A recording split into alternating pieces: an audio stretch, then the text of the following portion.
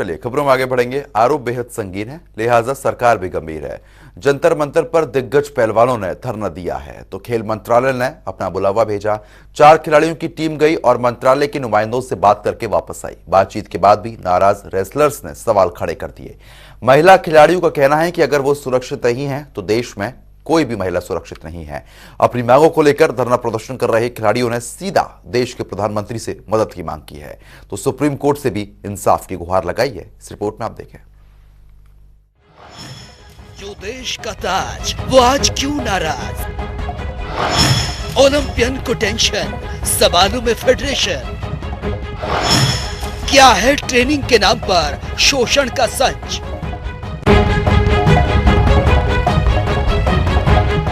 भारतीय कुश्ती महासंघ के अध्यक्ष ब्रजभूषण सिंह विवादों में घिरे हैं। ब्रजभूषण पर यौन शोषण, तानाशाह जैसे संगीन इल्जाम लगे हैं। ये इल्जाम लगाने वाले कोई और नहीं, देश का मान सम्मान बढ़ाने वाले करीब 30 से ज्यादा नामी गिरामी पहलवान हैं, जिनमें ज्यादातर खिलाड़ी हरियाणा के हैं। खिलाड़ियों का आरोप है कि निजी जीवन में दखल अंदाजी, यौन उत्पीड़न और जान से मारने की धमकी दी जाती है।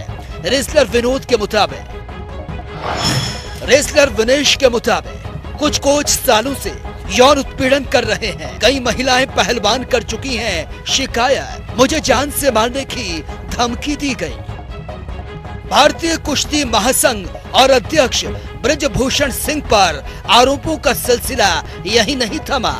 रेसलर बजरंग पुनिया ने भी आरोपों की बौछार कर दी और फेडरेशन को खत्म करने की बात कही।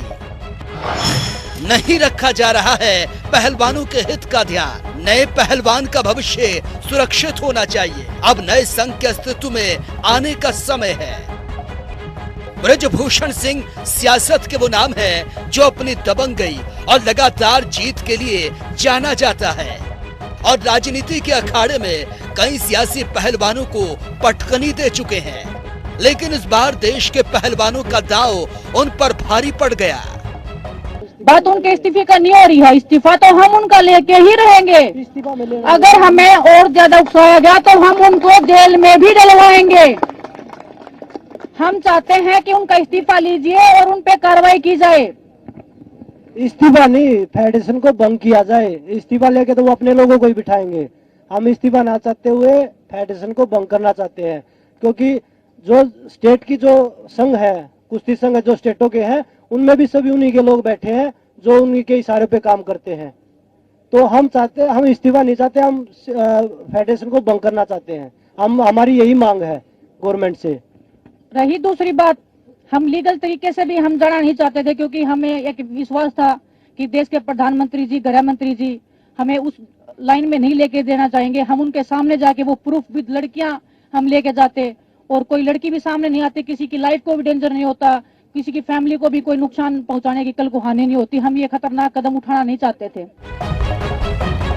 इल्जाम संगीन थे, लिहाजा भारतीय कुश्ती महासंघ के अध्यक्ष ब्रजभूषण शरण ने सफाई दी है और साथ ही खिलाड़ियों पर ठीकरा फोड़ते हुए नजर आए। एक सप्ताह तक हम इनके लिए अच्छे थे। अभी एक सप्ताह पहले ही यहाँ पर आए थे और हमारे कामकाज की तारीफ करते थे और ओलंपिक में जो भी मेडल आए हैं उसमें थोड़ा सा खून पसीना हमारा भी लगा है। हमारे आने के पहले राष्ट्रीय स्तर के 3 गेम होते थे और इस समय 23 कंपटीशन होते हैं। ये जो इन खिलाड़ियों का सवाल है, ये ओलंपिक पदक विजेता हैं, उसमें हमारा भी सहयोग है, लेकिन ओलंपिक के बाद इन्होंने एक भी राष्ट्रीय प्रतियोगिता में भाग नहीं लिया। ये जितने वहां पर बैठे थे सब ने भाग नहीं लिया और सब गवर्नमेंट के टॉप स्कीम का फायदा उठा रहे हैं। और जब राष्ट्रीय प्रतियोगिता की बात आती है, राष्ट्रीय ट्रायल की बात आती है तो इनकी तबीयत खराब हो जाती है और जब इंटरनेशनल कोई टूर्नामेंट होता है इनकी तबीयत ठीक हो जाती है। वहीं भारतीय कुश्ती महासंघ अध्यक्ष के खिलाफ पहलवानों के इस धरना प्रदर्शन को सियासी रंग देने की भी कोशिश की गई। हालांकि प्रदर्शन कर रहे बजरंग पुनिया साक्षी मलिक समेत तमाम पहलवानों ने इसे हक बताते हुए इस पूरे मामले को राजनीति रंग नहीं देने की अपील की और समर्थन देने पहुंची वाम दल की नेता वृंदा करात को मंच से नीचे उतरने का अनुरोध तक कर दिया। भारतीय कुश्ती संघ और अध्यक्ष ब्रजभूषण शरण सिंह के खिलाफ चल रहे पहलवानों का धरना प्रदर्शन और अपनी मांग को लेकर स्टार पहलवान बजरंग पुनिया, विनेश फोगाट समेत 4 रेसलर और केंद्रीय खेल मंत्रालय के बीच बैठक हुई, लेकिन इस मसले पर फिलहाल कोई हल नहीं निकला। ठोस कदम लेंगे या कोई एक्शन लेंगे, बस आश्वासन दिया गया है, लेकिन उस आश्वासन से हम खुश नहीं हैं। हम, जैसा कि बजरंग ने बताया, हम पूरी रेसलिंग फेडरेशन को भंग करवाना चाहते हैं और जितनी भी स्टेट्स हैं वहां भी सबकी फेडरेशन, मतलब रेसलिंग फेडरेशन जो है वो भंग होनी चाहिए। एक नई शुरुआत होनी चाहिए, एक फ्रेश स्टार्ट होनी चाहिए, क्योंकि हर जगह उनके इंसान फैले हुए हैं। जैसा कि विनेश ने बताया, हर स्टेट में फैले हुए हैं। केरला से लड़कियों के फोन आ रहे हैं, महाराष्ट्र से लड़कियों के फोन आ रहे हैं, वो खुद पीड़िता रही हैं, उनके साथ वो खुद शोषण का शिकार रही हैं। तो आप समझ सकते हो कि हर स्टेट में फैले हुए हैं। तो हम चाहते हैं कि पूरी रेसलिंग फेडरेशन भंग हो। और एक बार फिर से मैं अपने पीएम सर को रिक्वेस्ट करना चाहती हूँ कि आज सब लोग यहाँ जो एक मेडलिस्ट बैठे हैं, पूरी रेसलिंग की क्रीम यहाँ बैठी है, अपनी ट्रेनिंग छोड़ के बैठी है, अपने घर परिवार को छोड़ के बैठी है, तो बस इसी उम्मीद में बैठी है कि आप हमारे साथ न्याय करेंगे, आप हमारे साथ जस्टिस करेंगे।